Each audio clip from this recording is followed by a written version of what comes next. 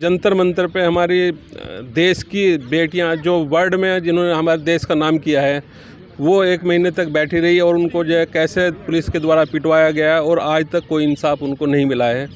ये तानाशाही ही तो है। ड्राइवरों के बीच में गए, कभी मैकेनिक के बीच में गए, कभी सब्जियों वालों के बीच में गए, कभी IAS PCS की तैयारी करने वाले बच्चों के बीच में गए। तो हम हर कार्यकर्ता का भी मन है कि वो जनता के बीच में जाकर जनता की सेवा करें। ये जनता तय करेगी। ये पहले हमारे लोकसभा सदस्य इतनी जीत कर आएंगे, फिर लोकसभा सदस्य बैठेंगे, फिर वो तय करेंगे कौन प्रधानमंत्री। विकास का मुद्दा नहीं है। लोग मणिपुर सवाल पूछ रहे हैं, मणिपुर पर लोग सवाल करना छोड़ दें। 70 साल में जो हमने बनाया है वही तो बेच रहे हैं, वही बेच के तो चला रहे हैं अभी सरकार। वो एक स्कूल बताएं, कोई उन्होंने स्कूल बनाया, कोई अस्पताल बनाया हो। भाषण देते हैं, मोदी जी कहते हैं हर सप्ताह एक यूनिवर्सिटी खुलती है भारत में। हाँ, तो वो फिर यहाँ तो जगह ही नहीं बचेगी हिंदुस्तान में अगर इतनी IIT खुलेंगे तो। झूठ बोलने की मशीन है ये। नमस्कार, आप सभी का स्वागत है हमारे चैनल पे। और देखिए, अभी मैं दिल्ली के जो ऑल इंडिया कांग्रेस कमेटी का जो ऑफिस है वहाँ पे हैं हम न्यू दिल्ली में। और देखिए पीछे आप देख रहे होंगे कल 15 अगस्त है और पूरी तैयारियां चल रही हैं। यहाँ पे कल आएंगे जो भी कांग्रेस के बड़े नेता हैं, यहाँ पे कल तिरंगा फहराएंगे। और हमारे साथ एक नेता जुड़े हुए हैं कांग्रेस के, उनसे हम बातचीत करेंगे जो कांग्रेस का आने वाला भविष्य है। 24 में किन किन जो भी रणनीति है उस पर बात करेंगे, आने वाला भविष्य क्या हो सकता है। और ये बहुत ही खास जगह है क्योंकि जो भी राजनीतिक गलियारे हैं कांग्रेस की या सियासत की आप कहें, देश भर में जो भी सियासत होती है तय यहीं से होता है और भविष्य यहीं से तय होता है। ग्राउंड में बाकी काम करते हैं लोग, अलग अलग कार्यकर्ता, उसी में से एक हमारे साथ जुड़े हुए हैं, इनसे बात करेंगे।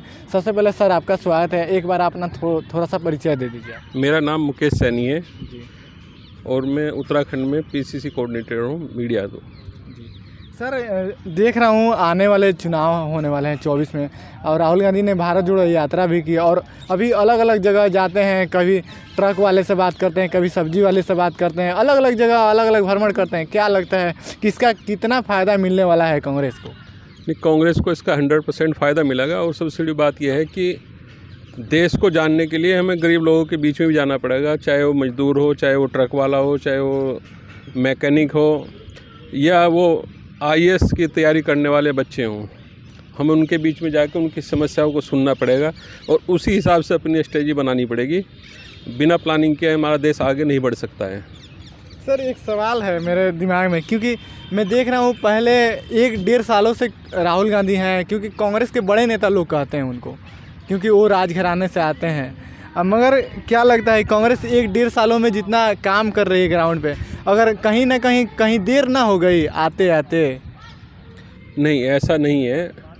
और राजघराने में और आम आदमी में जो डिफरेंस है वो सब पूरी जनता को, पूरे देश को दिखाई दिया है। सबको पता है कि कौन दिन में जो है 10 बार सूट बदलता है और कौन 10 लाख का सूट पहनता है और कौन सिंपल टी-शर्ट और कुर्ता पजामा पहनता है। तो राजघराने की औकात और जनरल व्यक्ति की औकात जनता तय करेगी, ये किसी के कहने से नहीं होगा। क्या नहीं लगता है कि राहुल गांधी को ग्राउंड पे आने में बहुत देर हो चुकी है? क्योंकि मोदी जी जो 56 इंच के सीना है वो कहीं ना कहीं आज इतने बड़े हो गए हैं कि कोई उनके सामने सारी चेहरे छोटे पड़ रही हैं। हाँ, बिल्कुल सही बात है। हम मोदी जी का मुकाबला नहीं कर सकते, ये बात हकीकत है। क्योंकि कोई भी आदमी इतना नीचे गिर के कोई काम नहीं कर सकता जितना गिर के मोदी जी कर सकते हैं। कांग्रेस का आदमी और कार्यकर्ता इतने नीचे इस लेवल तक नहीं गिरेगा कभी भी। क्या गिर गए हैं मोदी जी, ये भी बता दीजिए। मणिपुर में इतना बड़ा कांड होने के बाद उस पर 2 शब्द नहीं बोले। और जंतर मंतर पे हमारी देश की बेटियां जो वर्ल्ड में जिन्होंने हमारे देश का नाम किया है वो 1 महीने तक बैठी रही और उनको जो है कैसे पुलिस के द्वारा पिटवाया गया और आज तक कोई इंसाफ उनको नहीं मिला है। ये तानाशाही ही तो है। अच्छा एक बात बताइए, चलिए हम लोग तो 24 के चुनाव पे मुद्दे पे करते हैं। तो जो राहुल गांधी लगातार ग्राउंड पे घूम रहे हैं, उनकी छवि पहले पप्पू लोग बोलते थे, इसमें कोई दो राय नहीं है। अलग अलग मीम बनते थे, ये सारी दुनिया जानती है, ये हम नहीं कर रहे हैं। मगर जो आज ग्राउंड पर दिखे हैं, जो उनकी लोकप्रियता है, जो आज हर कोई मिलना चाहता है, कभी खेतों में चले जाते हैं, कुछ भी मतलब एक आम इंसान की तरह, तो उससे कितना प्रभाव पड़ा है कांग्रेस में। कांग्रेस के जो कार्यकर्ता थे कहीं ना कहीं सोए हुए थे, एक एनर्जी डालने का राहुल गांधी ने आज काम किया है, उसका कितना फ़ायदा पहुंच रहा है। कांग्रेस को इसका 90% फ़ायदा मिलेगा, क्योंकि राहुल जी जिस हिसाब से चल रहे हैं तो कार्यकर्ताओं में जोश है। पहले भारत जोड़ो यात्रा उन्होंने की, उसके बाद उन्होंने जो गांव और कभी ट्रक ड्राइवरों के बीच में गए, कभी मैकेनिक के बीच में गए, कभी सब्जियों वालों के बीच में गए, कभी IAS PCS की तैयारी करने वाले बच्चों के बीच में गए। तो हम हर कार्यकर्ता का भी मन है कि वो जनता के बीच में जाकर जनता की सेवा करे और उस तरह से पार्टी को दोबारा से जो ऊपर उठाने का काम करे। ये बताइए कि 24 का चुनाव है, आप लोगों ने मोर्चा भी बनाया इंडिया नाम से, काफ़ी जो भी देश के बड़े पार्टियां हैं एक साथ मंच पे आए, कभी एक दूसरे के कट्टर दुश्मन हुआ करते थे, मगर आज एक मंच पे हैं। क्या लगता है ये चल पाएगा गठबंधन? गठबंधन बिल्कुल चलेगा, 100% चलेगा। और जनता की आवाज़ बनने के लिए इंडिया, हमने अपने गठबंधन का नाम रखा है और इंडिया इज़ द बेस्ट और ग्रेट और इंडिया महान है। नहीं, मगर विपक्षी तो ये कह रहे हैं ना कि जो एक दूसरे के कट में। विपक्षी कौन है? विपक्षी तो अली बाबा 40 चोर है ना। जो केजरीवाल जी पहले आप लोगों को गालियाँ देते थे वो आज आपके साथ हैं। अली बाबा 40 चोर वाली जो टोली है, उस टोली से तो हम अब भी बहुत पीछे हैं और सब पढ़े लिखे लोग साथ में जुड़े हुए हैं। ऐसा नहीं है सब जो है मतलब अनपढ़ लोगों की पार्टी नहीं है ये। इसमें इंडिया गठबंधन में जितने भी सारे लोग हैं वो तो अपने आप को प्रधानमंत्री का उम्मीदवार समझते हैं। क्या लगता है ये जब एक जंगल में सारे शेर रह सकते हैं? नहीं, जानवर से तुलना हमारी नहीं हो सकती। शेर जानवर ही तो है, हम इंसान है, जानवर थोड़ा ही हैं हम। मगर दावेदारी तो सब लोग कर रहे हैं। दावेदारी ठीक है, दावेदारी ये जनता तय करेगी। ये पहले हमारे लोकसभा सदस्य इतनी जीत कर आएंगे, फिर लोकसभा सदस्य बैठेंगे, फिर वो तय करेंगे कौन प्रधानमंत्री बनेगा। मगर बात तो वही हो जाती है क्योंकि सामने तो मोदी जी का चेहरा है और आपको टक्कर देने के लिए उस लेवल का चेहरा लाना पड़ेगा आगे। मोदी जी का चेहरा तो अब धुंधला पड़ चुका है, वो चेहरा कहीं नहीं टिकेगा, क्योंकि देश में युवा 2014 से आज तक कोई भी नौकरी नहीं दी गई है और जिन बच्चों के अपॉइंटमेंट लेटर दे दिए गए थे उन बच्चों को आज तक ज्वाइनिंग नहीं दी गई है। मगर विपक्षी पार्टियों के लोग कह रहे हैं कि बिन बाराती तो है मगर दुल्हा नहीं है। जो शादी होती है तो बाराती है मगर दुल्हा नहीं है, बिना दूल्हे की बारात कैसे जाएगी? नहीं, हम ज़बरदस्ती का दूल्हा तैयार नहीं करते हैं। हम पहले लोकसभा सदस्य चुन कर आएंगे, फिर उनमें से जो योग्य होगा वो नेता चुना जाएगा और वही प्रधानमंत्री का चेहरा होगा। सर अचानक से इतना बड़ा फैसला लेना उस समय पार्टी को नहीं, भारी नहीं पड़ सकता? नहीं, कभी भारी नहीं पड़ेगा, क्योंकि सब में सहमति है और लोकसभा सदस्य ही तय करते हैं कौन प्रधानमंत्री बनेगा। जिसके ज़्यादा MP आएंगे वो नेचुरल वही प्रधानमंत्री बनेगा। एक और सवाल है, क्या लगता है यूपी बिहार हो गया, बिना यूपी बिहार के आप लोगों का संभव है देश पे राजनीति में? नहीं, यूपी और बिहार में भी अब जो है लोग समझदार हो गए हैं। जिस तरह आप घटनाएं हो रही हैं, जगह जगह सांप्रदायिक दंगे फैलाए जा रहे हैं और बीजेपी के पास हिंदू, मुस्लिम, पाकिस्तान और चीन के अलावा कोई पांचवा शब्द नहीं है। हरियाणा में दंगा हुई नूह में, तो उसमें तो कांग्रेस विधायक का हाथ आ रहा था, कांग्रेस विधायक का नाम आ रहा था। हरियाणा सरकार का खुला फेलियर है वो, और जानबूझ के किया गया और प्लानिंग करके किया गया है वो कांड। मगर नाम तो आ रहा था कांग्रेस विधायक का। नहीं, कांग्रेस विधायक का कोई हाथ नहीं है उसमें। इसमें अगर जानबूझ के करा गया तो इसमें क्या राजनीतिक फायदा होगा बीजेपी? हिंदू मुस्लिम मतलब आप कह रहे हैं ये कूटनीति, मतलब ये क्या कहते हैं, इनके पास विकास का मुद्दा नहीं है। लोग मणिपुर सवाल पूछ रहे हैं, मणिपुर पे लोग सवाल करना छोड़ दें। जो इनके MP जी जो बलात्कारी हैं उन पे सवाल करना छोड़ दें और देश में दो एक बेचने वाला एक खरीदने वाला है, उन पे सवाल पूछने छोड़ दें। इसलिए ध्यान भटकाने के लिए जनता का ये काम किया गया। आने वाले चुनाव होने वाले हैं, क्या कुछ मैसेज दीजिएगा कांग्रेस पार्टी की तरफ से?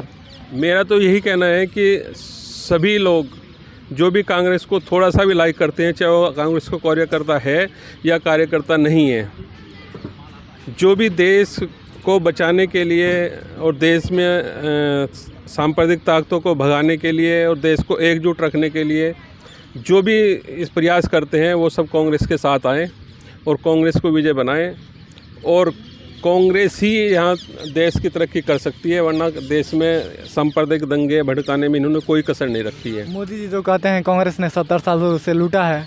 हाँ, तो 70 साल में जो हमने बनाया है वही तो बेच रहे हैं, वही बेच के तो चला रहे हैं अभी सरकार। वो एक स्कूल बताएं, कोई उन्होंने स्कूल बनाया, कोई अस्पताल बनाया हो, वो हमारे जो बनाए गए उपक्रम थे जी। कह रहे हैं कि कांग्रेस के टाइम में 7 एम्स थे, अभी 21 हो गए। हाँ, वो कहाँ है, धरती पे कहाँ है वो? और वो कागजों में बना लिए ना उन्होंने। विद्यालय की बात करें तो 200 विश्वविद्यालय गिना, कहाँ है वो? धरती पे तो है नहीं, कहीं उन्होंने आकाश में बनाए हो तो बात अलग है। अमेरिका में भाषण देते हैं मोदी जी, कहते हैं हर सप्ताह एक यूनिवर्सिटी खुलती है भारत में। हाँ, तो वो फिर यहाँ तो जगह ही नहीं बचेगी हिंदुस्तान में अगर इतनी IIT खुलेंगे तो। झूठ बोलने की मशीन है ये। मुझे एक बात ये समझ में नहीं आती, बीजेपी तो आर्टिकल में छपवा के दिखा देते हैं कि मैंने इतने विश्वविद्यालय बनाए, इतने एम्स बनाए, और आप कहते हैं कि नहीं बना दिखाएं। ये मसला क्या है, मुझे समझ में नहीं, मतलब मुझे समझाइए। कांग्रेस का कार्यकर्ता झूठ नहीं बोलता है। हम पहले करते हैं, जनता देखती है और जनता ही फिर बताती है। हमने कभी भी ये इंजेक्शन जो वैक्सीन इन्होंने बनाई थी, आप सभी अपने लोग सभी अपने यहाँ देख सकते हो, चमन्नी के निशान सबके यहाँ बने हुए हैं। ये कांग्रेस ने चमन्नी के निशान कभी लगा के कभी ये नहीं कहा कि हमने फ्री पोलियो की ड्रॉप लगा दी, फ्री वो लगा दी, हर एक सर्टिफिकेट की उसकी फ़ोटो लगना चाहिए। हमने कभी नहीं ये किया। हमने जनता की सेवा निस्वार्थ की और जनता की सेवा निस्वार्थ करते रहेंगे। अच्छा, मतलब कह रहे हैं कि अगर वो काम किया तो ढिंढोरा भी पीटा? नहीं, बिना काम के ढिंडोरा पीटा ना। अच्छा, मतलब वैक्सीन लगी नहीं, वैक्सीन लगी, वैक्सीन तो बनाई हमारे वैज्ञानिकों ने। वो किस लैब में बनी, कौन सी फैक्ट्री में बनी? वो इनके लगाई हुई फैक्ट्री थी क्या? वो इंडस्ट्री किसने लगाई थी? वो कांग्रेस के टाइम की इंडस्ट्री बनी हुई थी। वैज्ञानिक वो कांग्रेस के टाइम के थे बने हुए जो थे।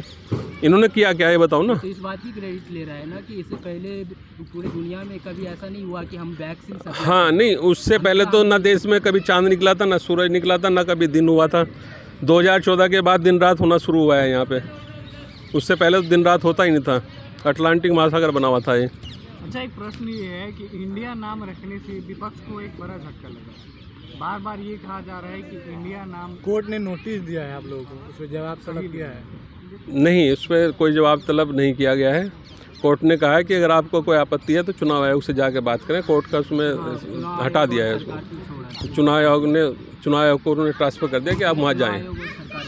नाम रखना हमारा अपना अधिकार है, हम कभी भी नाम रख सकते हैं। लेकिन सर, एक सवाल जो उठता है ना, कल वो कहीं क्या कहते हैं रिजल्ट आएगी, राज्य के अलग अलग देश के कोने कोने से रिजल्ट आएगी, तो क्या कहेंगे? मीडिया यही कहेंगे ना कि इंडिया हार गया, फिर इंडिया जीत गया, तो ये सही नहीं है ना सर? नहीं, जिन लोगों को इंडिया हारता देखना होगा वो इंडिया को हराएंगे, और जिनको जीता देखना होगा, जो जिताने वाले होंगे इंडिया को जिताएंगे। वो हारने देने के ही नहीं इंडिया को। चलिए, तमाम मुद्दों पे जो कांग्रेस का भविष्य है, जो आने वाली राजनीति है 24 की, उस पर बातचीत हमने करने की कोशिश की। मोटा मोटी आप लोगों को बात किया और बताने की कोशिश की जो भी चीज़ें हैं। और कैसा लगा ये वीडियो आप हमें कमेंट करके बताइए। वीडियो को शेयर कर दीजिएगा। बहुत बहुत धन्यवाद।